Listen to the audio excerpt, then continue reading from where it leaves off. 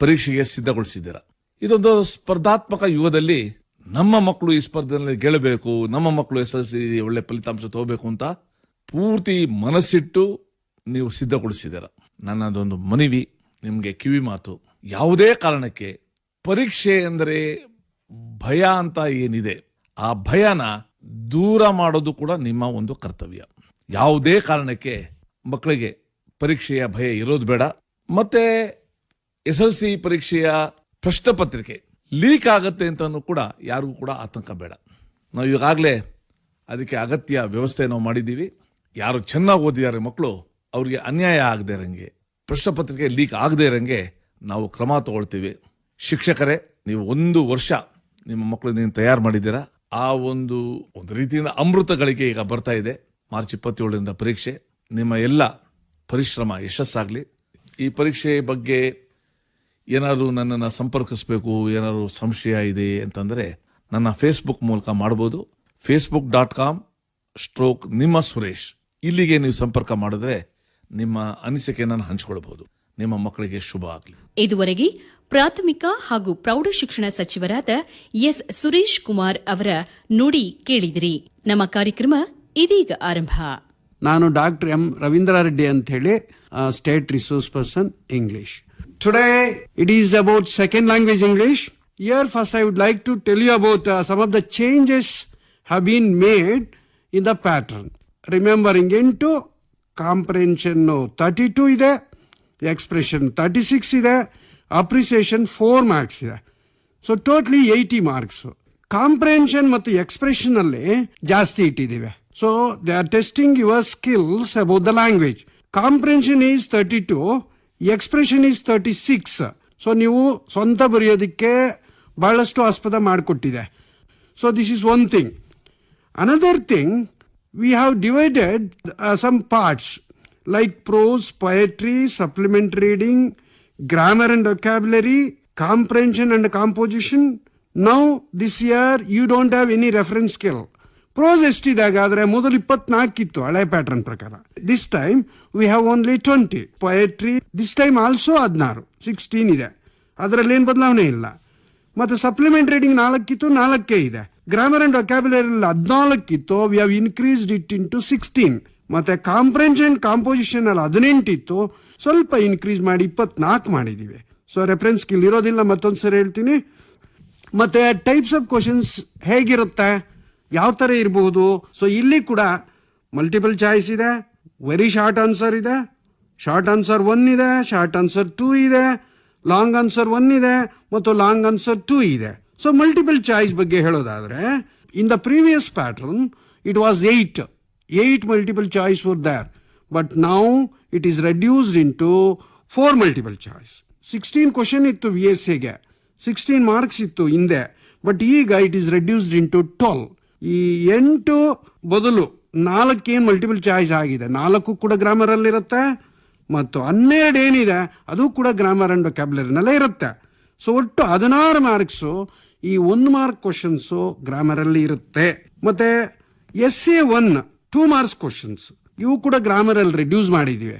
Only 1 question, that is editing, ಅಷ್ಟು ಬಿಟ್ರೆ ಮಿಕ್ಕಿದ್ದು ಮೊದಲು 12 ಇತ್ತು, ಈ ಸರಿ 16 ಮಾರ್ಕ್ ಮಾಡ್ಕೊಂಡಿದೀವಿ. 3 ಮಾರ್ಕ್ ಪ್ರಶ್ನೆಗಳು, ಒಟ್ಟು 4 3 ಮಾರ್ಕ್ ಪ್ರಶ್ನೆಗಳು ಇದೆ, ಅದು ಎಕ್ಸ್ಟ್ರಾಕ್ಟ್ಸ್. ಅದು ಕೂಡ ಅಷ್ಟೇ, ಇಲ್ಲಿ 27 ಮಾರ್ಕ್ಸ್ಗೆ ಎಕ್ಸ್ಟ್ರಾಕ್ಟ್ಸ್ ಇರುತ್ತೆ ಅಂತಕ್ಕಂಥದ್ದು ನೀವು ನೋಟಿಸ್ ಮಾಡಬೇಕು. ಮತ್ತೆ ಲಾಂಗ್ ಆನ್ಸರ್ 1ನಲ್ಲಿ 4 ಮಾರ್ಕ್ಸ್ ಕ್ವಶನ್ಸ್ ಅಲ್ಲಿ 4 ಮಾರ್ಕ್ಸು 4 ಕ್ವಶನ್ ಇದೆ. 4 ಕ್ವಶನ್ ಅಂದ್ರೆ 16 ಮಾರ್ಕ್ ಇಲ್ಲಿ ಸಿಕ್ಕುತ್ತೆ. LA2 ಒಂದೇ ಒಂದು, you are lucky enough this year, that is letter writing. ಈಗ ಅದು 5 ಮಾರ್ಕ್ ಆಗಿದೆ. ಸೊ ಹೀಗೆ ಸ್ವಲ್ಪ ಬದಲಾವಣೆಗಳು ನಾವಿದರಲ್ಲಿ ಕಾಣ್ತೇವೆ. ಇಲ್ಲಿ ಎಲ್ಲ ಥರದ ಪ್ರಶ್ನೆಗಳು ಹೇಗೆ ಇರಬಹುದು ಪ್ರಶ್ನೆ ಪತ್ರಿಕೆಯಲ್ಲಿ, ಅದನ್ನು ನಾವು ನೋಡೋದಾದರೆ, ಈಗ ನಾವು ಕ್ವಶನ್ ಪೇಪರ್ ಓಪನ್ ಮಾಡಿದ ಕೂಡಲೇ ಫಸ್ಟ್ ಮೇನ್ ಇದೆ 4 ಮಾರ್ಕ್ಸ್. ಸೊ ಅದಕ್ಕೆ ಕೆಲವಾರು ಐಟಮ್ಸನ್ನು ನಾನು ಇವತ್ತು ಹೇಳಕ್ಕೆ ಇಷ್ಟಪಡ್ತೀನಿ. ಸೊ ಮಲ್ಟಿಪಲ್ ಚಾಯ್ಸ್ ಕ್ವಶನ್ ಮಾಡಿಸ್ಬೇಕಾದ್ರೆ ಮಕ್ಕಳು ಏನೇನು ಪ್ರಾಕ್ಟೀಸ್ ಮಾಡ್ಬೋದು, ಏನು ಐಟಮ್ಸನ್ನು ಪ್ರಾಕ್ಟೀಸ್ ಮಾಡ್ಬೋದು? Parts of speech, question tag, infinitive, language function, that to with modals, prefixes, phrasal verbs, and 7th one opposites.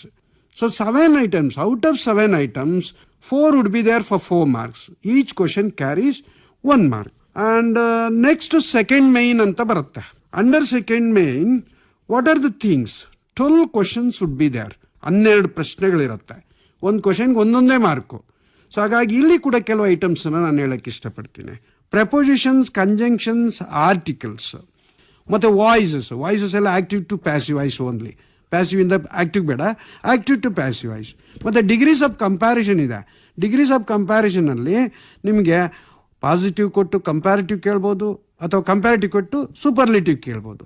ಮತ್ತು ರಿಪೋರ್ಟೆಡ್ ಸ್ಪೀಚ್ ಇದೆ. ರಿಪೋರ್ಟೆಡ್ ಸ್ಪೀಚಲ್ಲೂ ಅಷ್ಟೇ ಸ್ಟೇಟ್ಮೆಂಟ್ಸು, ಇಂಟ್ರಾಗೇಟಿವ್ಸು ಮತ್ತು ಇಂಪರೇಟಿವ್ ಇಷ್ಟು ನೋಡಿಕೊಂಡ್ರೆ ಸಾಕು. ಯಾವುದರಲ್ಲಿ?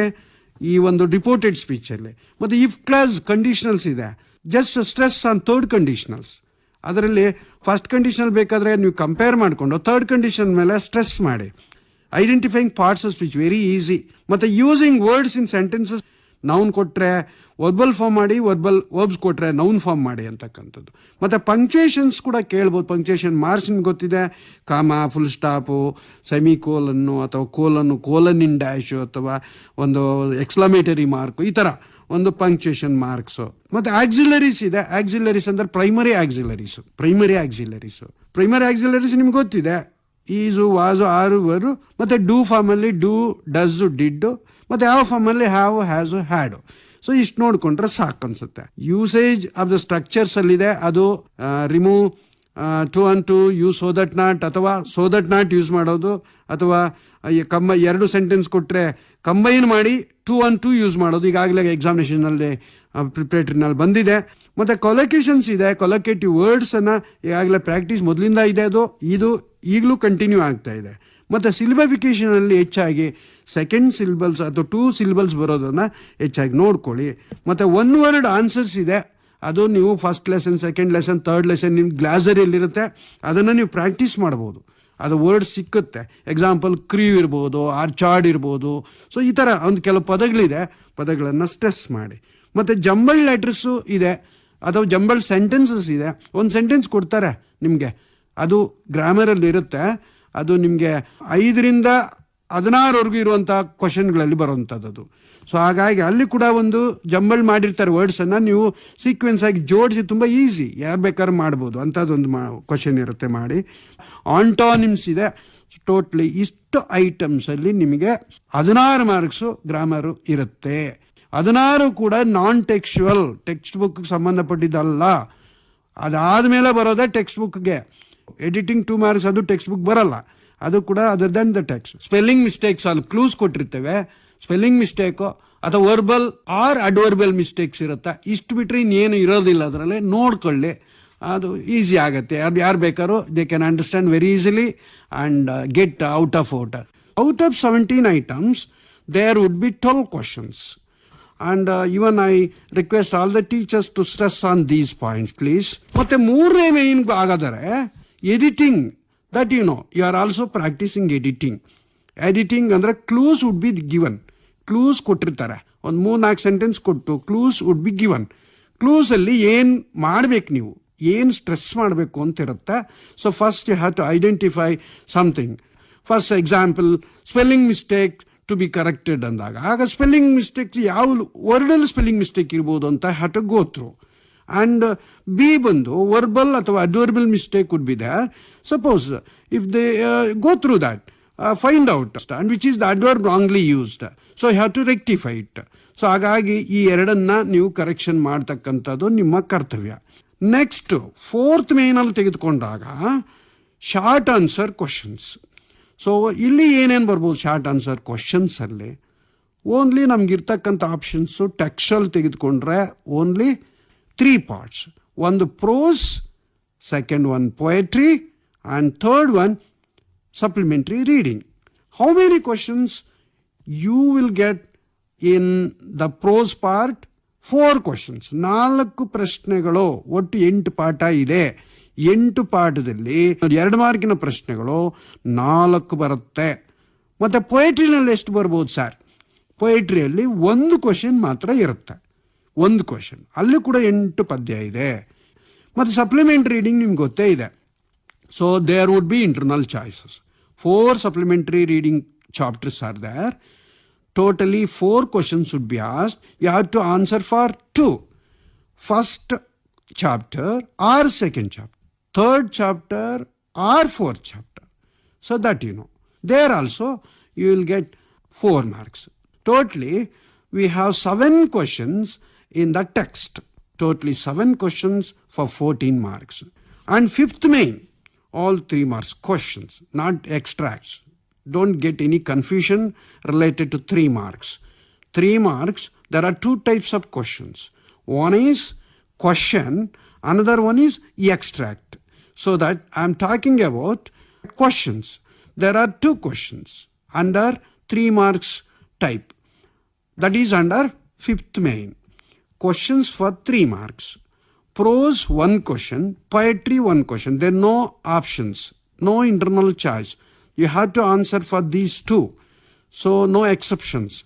So that in the poetry. And the sixth main, again 3 marks, it is for extracts. Here also you can concentrate totally 4 extracts. 4 into 3, 12 marks. 3 questions from prose and 1 question is from poetry. Here you are already practicing about 3 marks extracts, and you know some of the chapters for extracts. Very easily you can guess because dialogue type of chapters are there. Even some of the chapters like Ambedkar and even Science and Hope of Survival, Hero, There is a Girl by the Tracks, or Gentleman of Rio and Medio, or even Concert. These are some of the chapters. So there you can get even discovery. So there are a lot of dialogues. And there is no room to get some of the sentences for extracts. So that you can stress on the chapters for extracts. Seventh main, again 3 marks question, that is profile. So it is mainly on a great personality or somebody else, achiever. So clues would be given under that name, or name would be given, and qualification would be given, experiences would be given, and even profession would be given, reason for popularity would be given, all clues would be given. So your part is to sequentially how to develop the points. You have to elaborate the points. You have to make a sequential paragraph, and also have to concentrate on your language, own language. It should be lexical, grammatically correct. Then only you can get out of it. ಈಗಾಗಲೇ 3 ಮಾರ್ಕಿನ ಪ್ರಶ್ನೆ ಒಂದೇ ಒಂದು ಪ್ರಶ್ನೆ, ಅದು ಪ್ರೋಸಲ್ಲಿ ಬರುವಂಥ ಪ್ರಶ್ನೆಗಳು ಅಂತಕ್ಕಂಥದ್ದು ಹೇಳಿದೆ. ಈಗಾಗಲೇ ಪ್ರಿಪ್ರೇಟ್ರಿನಲ್ಲಿ ಯಾವ 3 ಮಾರ್ಕ್ ಬರುವಂಥ ಚಾಪ್ಟರ್ಗಳು ನಿಮ್ಗೆ ಗೊತ್ತಾಗಿದೆ.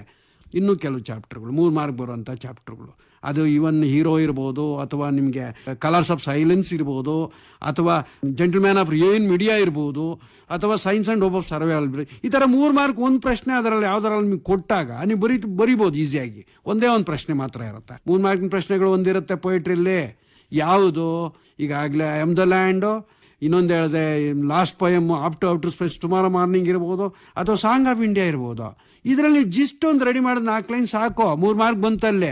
ಸಾಂಗ್ ಆಫ್ ಇಂಡಿಯಾ ಇದೆ, ಐ ಆಮ್ ದ ಲ್ಯಾಂಡ್ ಇದೆ, ಬ್ಯಾಲಡ್ ಆಫ್ ದ ಟೆಂಪೆಸ್ಟ್ ಇದೆ. ಈ ಮೂರಲ್ಲಿ ಒಂದು ಗ್ಯಾರಂಟಿ ನಿಮಗೆ ಅಲ್ಲಿ ಎಕ್ಸ್ಟ್ರಾಕ್ಟ್ ಬರುತ್ತೆ. And even 8th main question, develop A story, because outline story wood be given for 3 marks. Moral story or some incomplete story. So it is there, morality is there. So I have to go through all the points, and you have to consolidate all the points, and you have to stretch it, and you have to understand the story.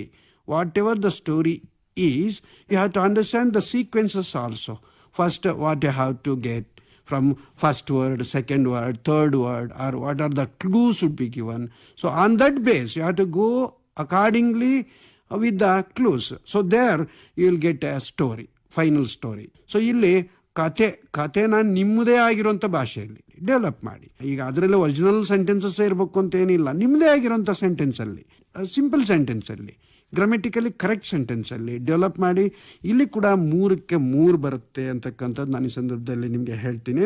9th main ಕೂಡ ನಿಮಗೆ ತುಂಬ easy, because you already come across with these type of questions. ಒಂದು ಚಿತ್ರ ಕೊಡ್ತಾರೆ, picture wood be given. ನೋಡಿದ ಕೂಡಲೇ ಆ picture attractive picture ಇರುತ್ತೆ.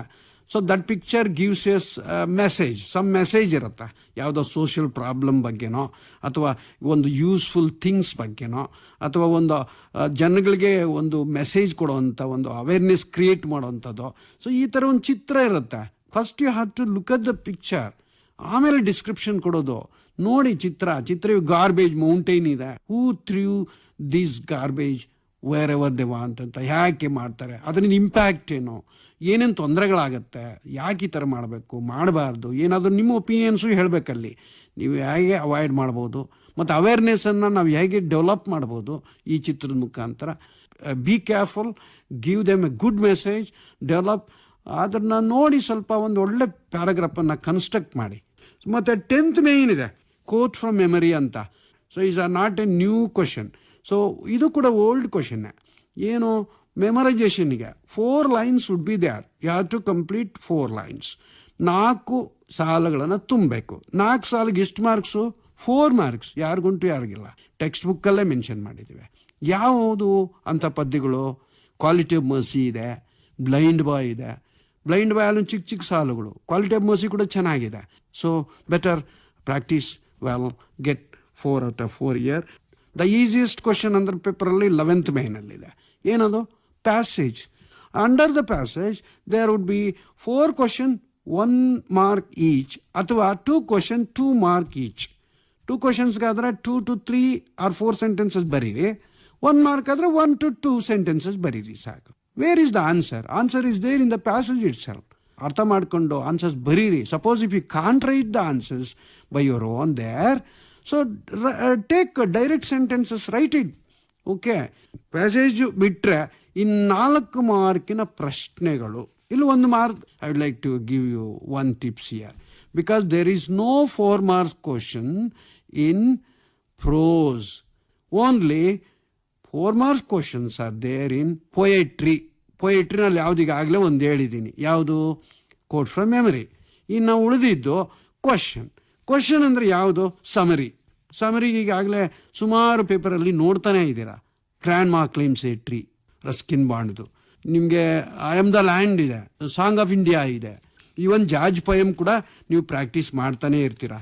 ಸೊ ಈ ಥರ ಒಂದು 2-3 ಪದ್ಯಗಳು ಎಷ್ಟು ಜಿಸ್ಟ್ ನೀವು ರೆಡಿ ಮಾಡಿಕೊಂಡ್ರೆ you can write the summary.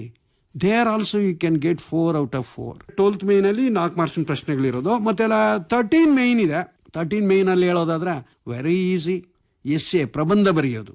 Right N essay on any one of the following topics ಅಂತ 3 ಟಾಪಿಕ್ ಕೊಟ್ಟರೆ 1 ಯಾವ್ದಾದ್ರು ಬರೀಬೇಕು. ಸೊ ಅಂಥದ್ದು ಯಾವ್ಯಾವ್ದ್ರ ಬಗ್ಗೆ ನೀವು ಕಾನ್ಸಂಟ್ರೇಟ್ ಮಾಡ್ಬೋದು. ಸೊ ಡಿಸ್ಅಡ್ವಾಂಟೇಜಸ್ ಆಫ್ ಮೊಬೈಲ್ಸು, ಯಾಕಂದರೆ ಮೊಬೈಲ್ಸ್ ಈಗಿರುವಂಥ ಒಂದು ದೊಡ್ಡ ಪ್ರಾಬ್ಲಮ್ ಇದೆ. ಮತ್ತು ಕಂಪ್ಯೂಟರ್ಸ್ ಇದೆ. ಅದು ಬಿಟ್ಟರೆ ಈ ಒಂದು ಟ್ರಾಫಿಕ್ ಜಾಮ್ಸ್ ಮತ್ತು pollutions, air pollution, water pollution, soil pollution, ಇದು ದೊಡ್ಡ ಒಂದು ಪ್ರಾಬ್ಲಮ್ ಇದೆ, ಸೋಷಿಯಲ್ ಪ್ರಾಬ್ಲಮ್ ಈಗ. ಸೊ ಅದು ಕೂಡ ಎಷ್ಟು ಚೆನ್ನಾಗಿದೆ, ಎಷ್ಟು ಚೆನ್ನಾಗಿ ಬರೀಬೋದು. Swachh Bharat, because everywhere we see dust, garbage and all these things. So clean ಮಾಡಿ, keep your house surroundings, your place clean ಅಂತಾನೆ ಬಡ್ಕೊಳ್ತಾ ಇರೋದು. ಸೊ ಹಾಗಾಗಿ that is also one of the major things for us to elaborate it. So ಯಾವತ್ತೂ ಅಷ್ಟೇ essay ಬರೆಯುವಾಗ first concentrate on what is it. Air pollution ಅಂತಂದರೆ what is air pollution ಅಂತ, pollution ಅಂದರೆ ವಾಟ್ ಈಸ್ ಪೊಲ್ಯೂಷನ್ ಫಸ್ಟ್ ಬರೀಬೇಕು. Have to write what is pollution. Then have to go for the next paragraph. What are the types of pollutions, how they cause, what is the major impact on the diseases ಎಲ್ಲ ಹೇಗೆ ಬರುತ್ತೆ, ಮತ್ತು how to avoid them, how to create awareness ಅಂತಕ್ಕಂಥದ್ದೆಲ್ಲ 2ನೇ ಪ್ಯಾರಾದಲ್ಲಿ ಬರಿಬೋದು. ಮತ್ತು 3ನೇ ಪ್ಯಾರಾಗ ಹೋದ್ರೆ conclusion. You have to give your own opinion to control pollutions and to create awareness among your friends and your youths and young people also in the public. So that's what you have to plan to control the pollutions ಅಂತ. So ಇದು opinion. Essay ಬರೆಯುವಾಗ ಈ 3 ಗಮನದಲ್ಲಿ ಇಟ್ಕೊಳ್ಳಿ. ಏನೋ first what and how and ಲಾಸ್ಟಲ್ಲಿ how to create awareness ಅಂತ opinion ಕೊಡೋದು ಕನ್ಕ್ಲೂಷನ್. ಸೊ ಈ ಥರ ಒಂದು ಎಸ್ಸೆನ 4ಕ್ಕೆ 4 marks ತೊಗೋಬಹುದು ಅಂತಕ್ಕಂಥದ್ದು. 14th ಮೇನಲ್ಲಿ, under 14th main thing, you are lucky enough to have this question, letter writing. ಇಲ್ಲೂ ಕೂಡ ಕ್ಲೂಸ್ ಕೊಟ್ಟಿರ್ತಾರೆ ಅವರ. Imagine that you are so and so, imagine that you are so and so, school so and so, address ಅವರೇ ಕೊಟ್ಟಿರ್ತಾರೆ, from address ಅಲ್ಲೇ ಇದೆ. Next write a letter to the editor or paper editor or is related to the social problems, road problem ಅಥವಾ ಈ garbage problem ಅಥವಾ sanitary problem ಇನ್ನೊಂದು ಮತ್ತೊಂದು ಇವೆಲ್ಲ ಇರ್ಬೋದು. ಇವೆಲ್ಲ ಸೋಷಿಯಲ್ ಪ್ರಾಬ್ಲಮ್ಸ್ ಬಗ್ಗೆ ಬರೆಯೋಂಥದ್ದು ಇರ್ಬೋದು. ಅಥವಾ ಫಾರೆಸ್ಟ್ ಆಫೀಸರ್ಸ್ಗೆ ಅಬೌಟ್ ಪ್ಲಾಂಟಿಂಗ್ ಸ್ಯಾಪ್ಲಿಂಗ್ಸ್ ಅಥವಾ ಇಂಥದ್ದೆಲ್ಲ ಅದು ಇರ್ಬೋದು. ಸೊ ಅಥವಾ personal letter, write a letter to your friend ಅಥವಾ ಫಾದರ್ ಅಥವಾ ಮದರ್ ಅಥವಾ ಅಂಕಲ್, ಈ ಥರ about your studies or about inviting him to your school for any celebrations, school day celebration ಅಥವಾ ಚಿಲ್ಡ್ರನ್ಸ್ ಡೇ ಸೆಲೆಬ್ರೇಷನ್ ಅಥವಾ independence day celebration, republic day celebration. ಸೊ ಈ ಥರ ಒಂದು ಪರ್ಸ್ನಲ್, ಒಂದು ಅಫಿಷಿಯಲ್. ಇಲ್ಲಿ ಕೂಡ ಇಂಟರ್ನಲ್ ಚಾಯ್ಸ್ ಇದೆ. ಸೊ ಥಿಂಕ್ ಆಫ್ ಎಸ್ಸೇನಲ್ಲಿ ಇಂಟರ್ನಲ್ ಚಾಯ್ಸ್ ಇದೆ, 4 ಮಾರ್ಕ್ಸ್ ಕ್ವಶನ್ಸಲ್ಲಿ ಇಂಟರ್ನಲ್ ಚಾಯ್ಸ್ ಇದೆ, ಮತ್ತು 5 ಮಾರ್ಕ್ಸ್ ಲೆಟ್ರಲ್ ಕೂಡ ಇಂಟರ್ನಲ್ ಚಾಯ್ಸ್ ಇದೆ. ಎಸ್ಸೇ ಯಾರೂ ಬಿಡಬೇಡಿ, ಎಸ್ಸೇ ಕಷ್ಟ ಇಲ್ಲ. ಏನೆಲ್ಲ ಬರುತ್ತೋ ಎಸ್ಸೇ ಒಂದು ಪೇಜ್ ತುಂಬಿಸಿ, ನೀವು ಒಂದು ಪೇಜ್ ಆರಾಮಾಗಿ ತುಂಬಿಸಿ. ಎಷ್ಟು ಅಥವಾ ನೀವು 1.5 ಪೇಜ್ ಬರೀತೀನಿ ಅಂದ್ರೆ ಬರೀರಿ, ತೊಂದರೆ ಇಲ್ಲ ಮಕ್ಕಳ. ಸೊ ಹಾಗಾಗಿ ಯಾವ ಕ್ವಶನನ್ನು ಬಿಡಕ್ಕೆ ಹೋಗ್ಬೇಡಿ. ಒಟ್ಟು 38 ಕ್ವಶನ್ ಇದೆ.